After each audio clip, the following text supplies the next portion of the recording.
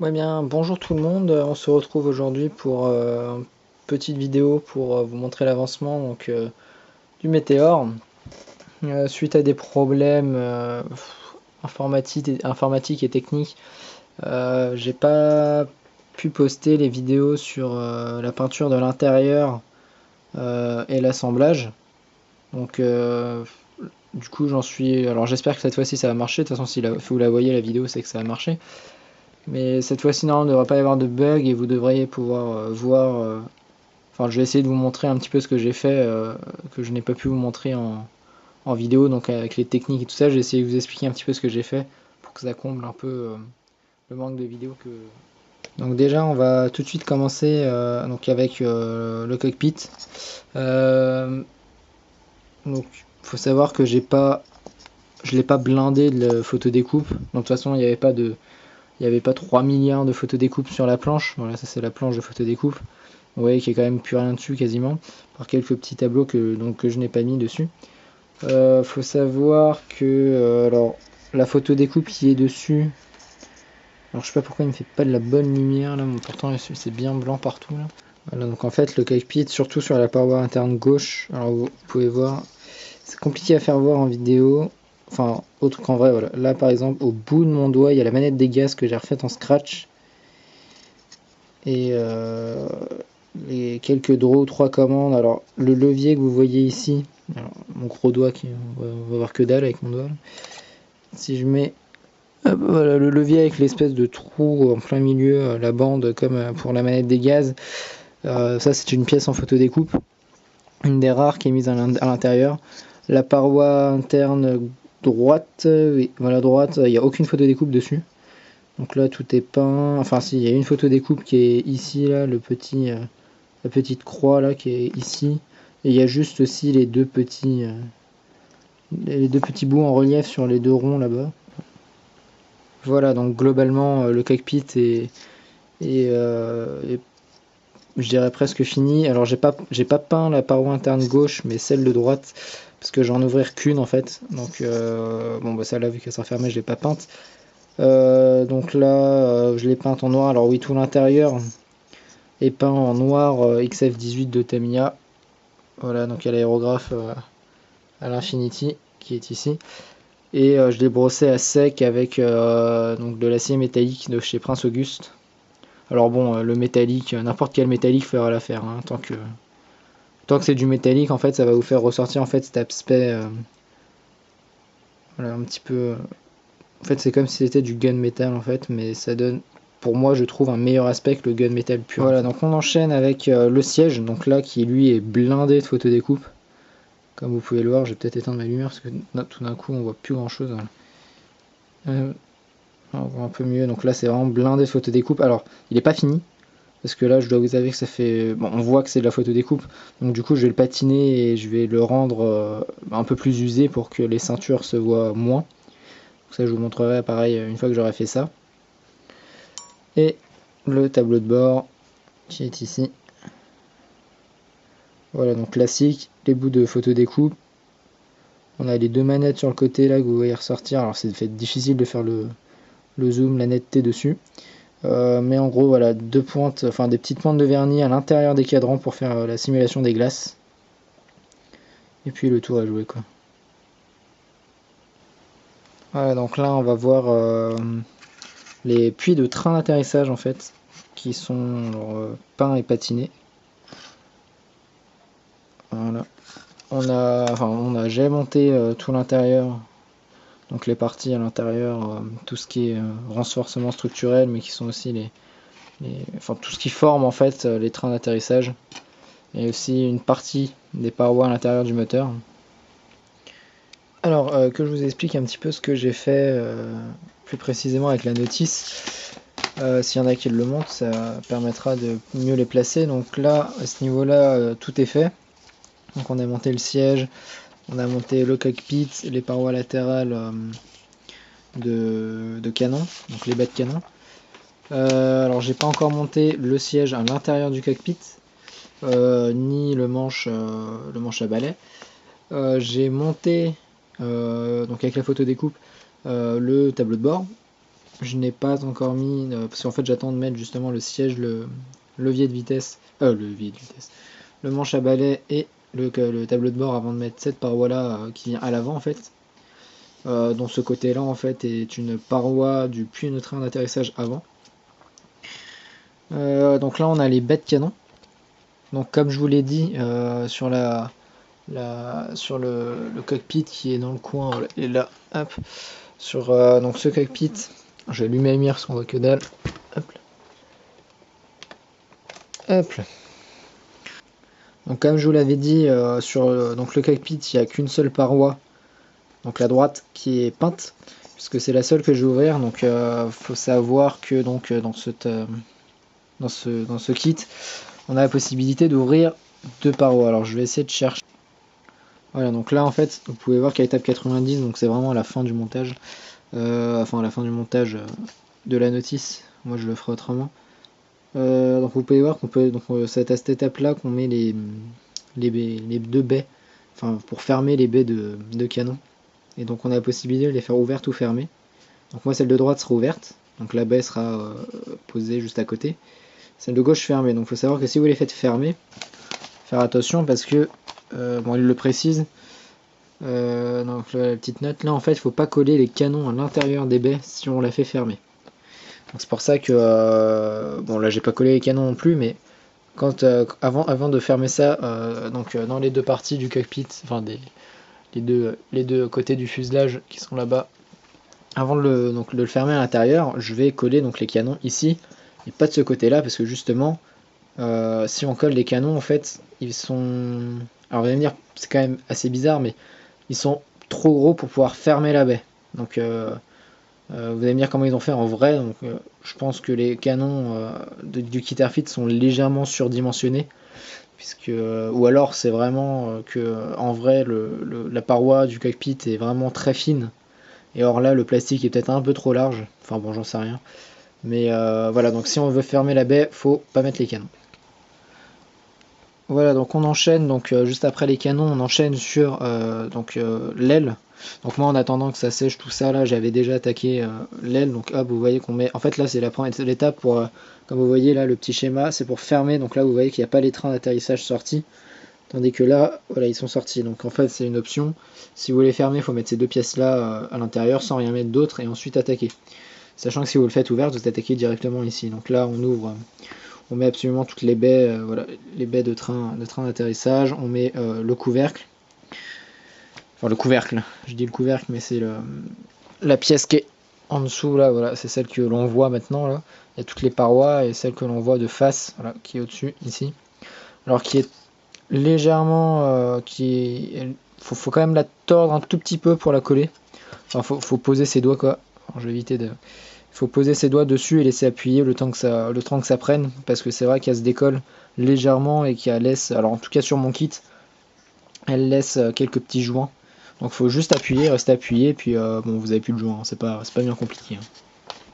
Donc voilà, donc là je suis à peu près ici, si on peut dire, parce que bon j'ai pas encore fait tout ça, mais j'en suis à peu près là où on met à peu près les tuyères, tout ce qui est sorti de réacteur. Donc la turbine, donc l'injection de carburant, tout ça. Après on va fermer les deux parties des ailes supérieures, avec deux pièces que j'avais vu qu'il faudra pas oublier de mettre. Là on a quelques petites pièces, par exemple la F10 qui va venir. Enfin, on a pas mal de petites choses à ce niveau-là. Là on va devoir mettre 15 grammes à l'intérieur du cockpit pour que ça tienne.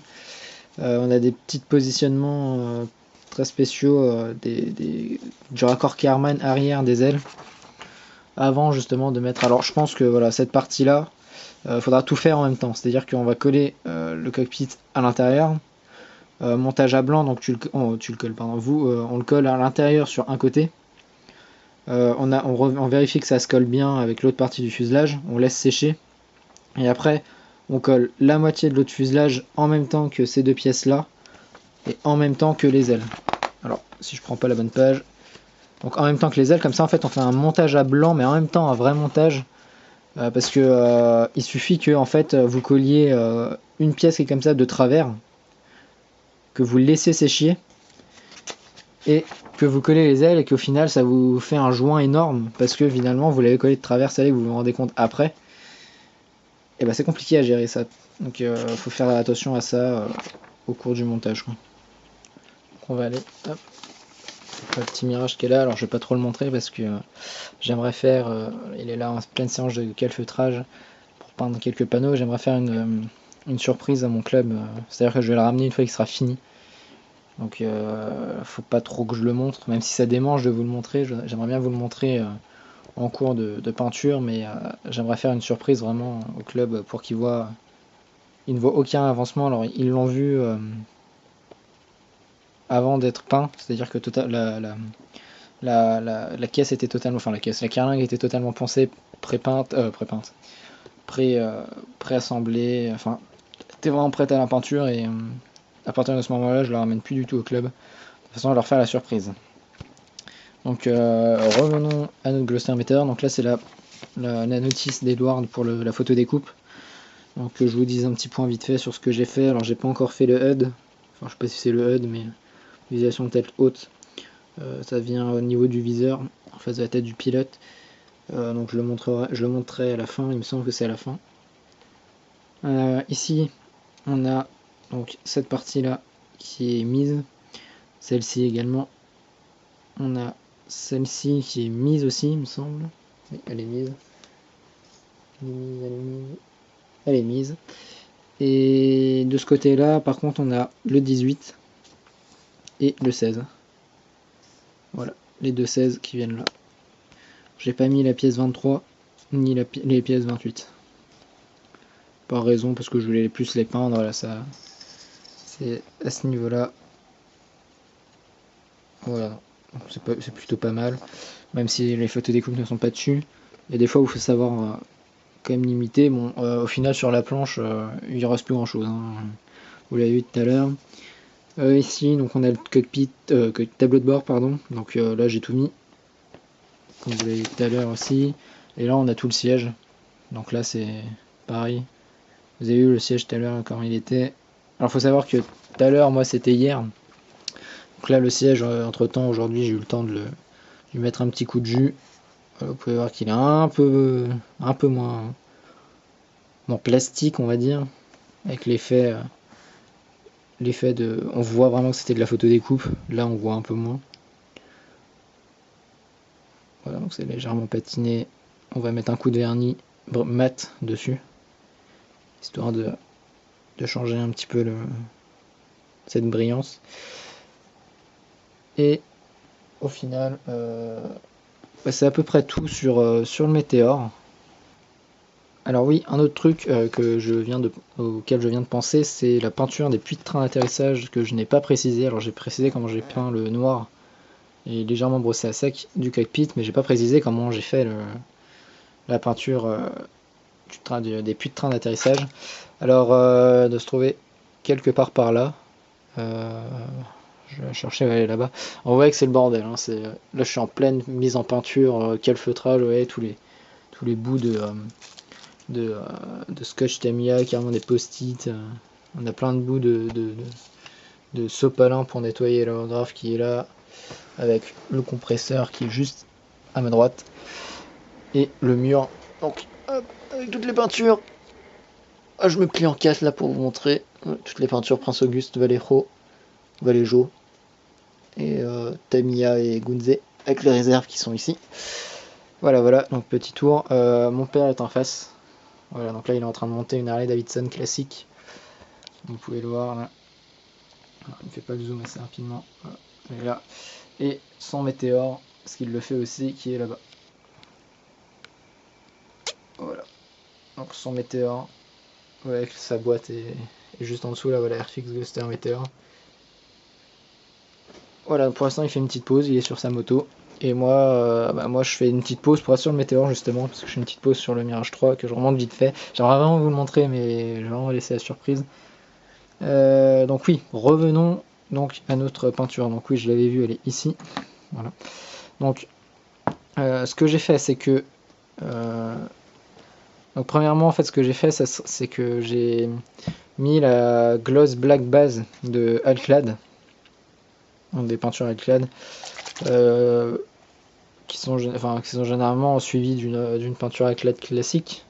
Mais là j'ai décidé parce que je voulais pas faire un chrome comme sur mon Mirage, que je ne peux pas vous montrer encore une fois. Donc du coup j'ai décidé de faire un chrome un peu moins étincelant, donc qui est de chez Hobby, Monsieur Hobby, ou Gunze, c'est la même chose. Donc qui est le Chrome Silver, le 211. Donc ici on a à peu près la gamme, alors je vais essayer de vous la montrer. Voilà, là on a, est-ce que c'est celle-là même? Oui. Là on a la gamme là au-dessus, voilà, les deux qui sont à droite et le gunmetal ici. Alors faut savoir que comparé aux photos que j'ai vues sur internet, pardon, le chrome était la couleur qui correspondait le plus. Voilà, le chrome est passé sur la glossback base de chez Elclad, qui est là-bas. Je remonte le pot. Voilà, la référence si vous la voulez. Alors, je vais la chercher, je sais pas où est-ce qu'elle est. Elle est juste en face en fait. Voilà, c'est la ALC 305, 120 ml. C'est une bouteille qui est quand même assez imposante. On a donc voilà, j'ai peint ça.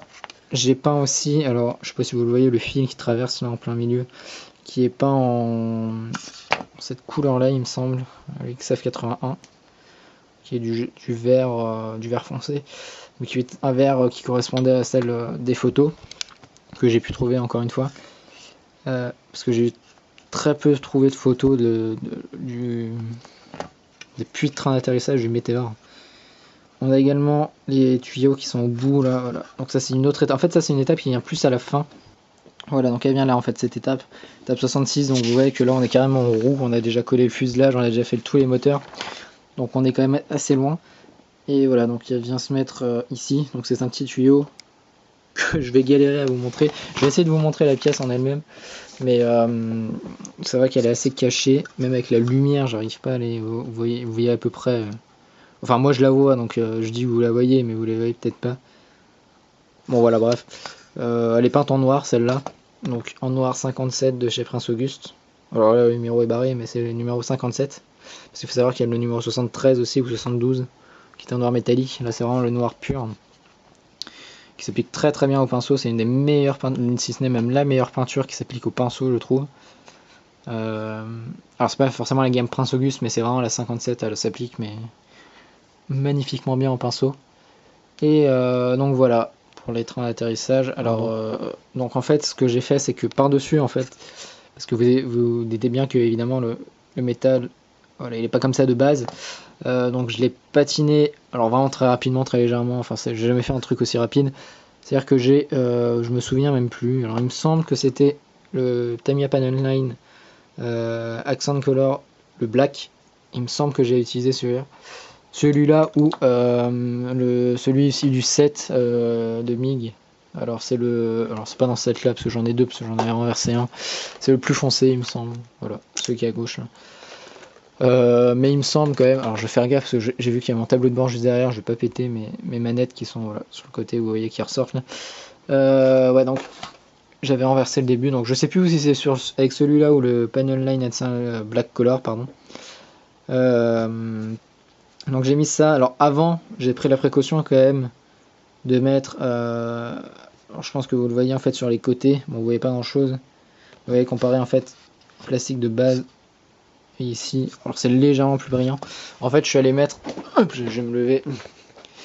Ma boîte de météore. Alors là, c'est le Wingmaster pour Mirage 3 de Dominique Bréfort. Donc voilà, la boîte de météore. Je sais pas pourquoi je vous la montre d'ailleurs. Voilà, donc c'est la TS13, donc la Clear de Tamiya. TS13, donc qui est un vernis très brillant.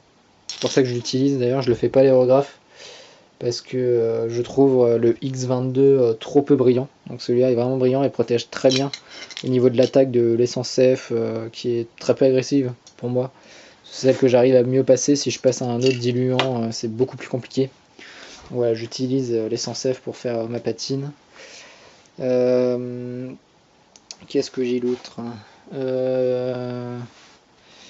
Alors là j'ai mes bombes, enfin faut pas que je vous montre ça, ça c'était mes réservoirs pardon, pour mon Mirage. Oui bah Voilà, la petite Harley Davidson qui est en montage. Ça me fait penser. Ouais, donc ça me fait penser en fait que j'ai récupéré de maquettes de mon père qui sont là-bas sur la petite chaise là. Hop, si j'arrive à zoomer, c'est trop long, j'arriverai pas, il est là-bas. Hop. Alors en fait j'ai récupéré parce qu'il voulait pas la faire, il n'arrive pas à monter les maquettes AMT. Du coup je l'ai récupéré. C'est la Dun Buggy. Un petit truc assez fun à monter, c'est marrant. De chez AMT, donc il n'y avait quasiment pas touché, il avait juste monté le moteur, donc je l'ai juste refait, qui est dans ma boîte en fait. Hop, qui est dans ma boîte à Rabio, la petite pièce. Enfin c'est pas une boîte à Rabio, mais c'est une boîte où j'entrepose mes pièces qui sont en cours de montage. Voilà, vous voyez le moteur là qui est là, j'ai pensé vraiment le chrome, ça va coller, voilà, je suis en train de faire ça aussi, donc je vous montrerai un petit peu les avancements. Après chaque semaine ou chaque 2 semaines, ça dépend combien j'aurai de temps. Là il y a mon siège de Mirage 3 qui est ici. Voilà, qu'entrepose ici depuis 6 bons mois à peu près. Ça fait 6 mois qu'il est posé dans la boîte là. Voilà, j'ai encore des restes, une bombe, la bombe de, je sais plus, je crois que c'est 500 kg il me semble, je sais plus, que j'ai jamais peinte d'ailleurs, de mon Focke-Wulf 190. Encore plus loin, j'ai mes trains en métal blanc de mon Rafale, carrément, que je réserve pour une autre maquette, donc c'est pour ça que je les ai gardés ici. J'ai carrément aussi la prise d'air d'un P51 Mustang B ou un 32e de Revel, que j'ai entreposé ailleurs parce que je le fais plus en ce moment. Voilà, donc je vais faire, je pense en ce moment, plus des petits vlogs comme ceci, donc pour vous présenter un petit peu l'avancement de certaines de mes maquettes, en l'occurrence ici le Météore, et je vais montrer aussi l'avancement du coup du Dun Buggy. Alors ça vous inquiétez pas, c'est pas un Spitfire que je suis en train de monter en même temps, c'est juste une aile de Spitfire de Edward qui est en plus, que mon père a monté, qui est là-haut avec le Concorde. Ah là là. Donc voilà, c'est une aile qui était en rab, donc je l'utilise pour faire mes essais de peinture. C'est pas un camouflage de Spitfire, hein, ne vous inquiétez pas. Pareil, là, l'étui d'aile pour faire le métal, je fais pas mal de tests sur le métal, voilà, pour faire ma patine de mon Mirage. Donc voilà, voilà. Donc j'espère que ce petit vlog vous aura plu, et moi je vous dis à très bientôt pour un nouvel avancement sur le Météore.